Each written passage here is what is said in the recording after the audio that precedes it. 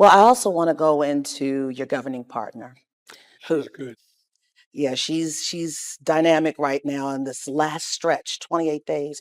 But I want to take you to a piece that back in history a little bit, when you were still a senator. Yep. And I was a White House correspondent, and George W. Bush was president.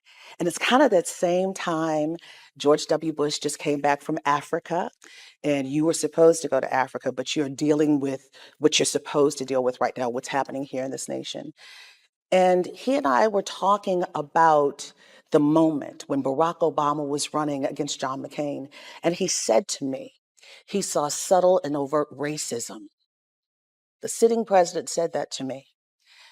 And now watching potentially the first Black woman, first South Asian woman to potentially be president, do you see something similar possibly as George W. Bush saw for Barack Obama?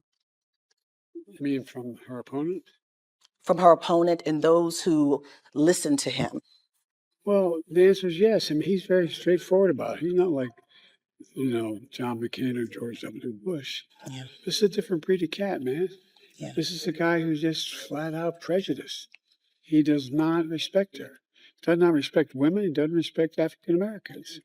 And the way he diminishes and demeans the backgrounds is just sad. It's sick. yeah. But what do you think about her carrying on your Black agenda, carrying on your legacy, and even starting something new? Because with each presidency, there's always that hidden variable, things that you never imagined that will happen. What do you think about her moving forward as your governing partner now and moving forward to run this nation? I have great confidence in it. Great confidence in it. We spent a lot of time together. I've fostered her campaign. All the people, significant first people in our campaign are the people running my campaign. So I feel like it's just one and the same. And I have great confidence in her. Look, this is a woman, the bottom line is, everyone, she believes as I do, everyone just deserves a fighting chance. It's a simple, basic proposition. Just a fighting chance. A level playing field.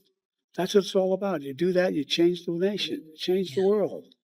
And the way we, for example, just look at our cabinet, look at our administration. We represent the community as it stands. I was determined to do that when I became vice president. We have more African Americans in my cabinet. We have more African Americans in our administration than anyone has in all history, because it matters. It matters that your son or daughter looks and says, "Hey, Mom, look at that president. She's Black." Or, "Hey, Mom, look at that Supreme Court justice. She's Black. Hey, Mom." I mean, a little tiny glimpse of that was growing up as a Catholic in an area that wasn't particularly overwhelmingly pro-Catholic.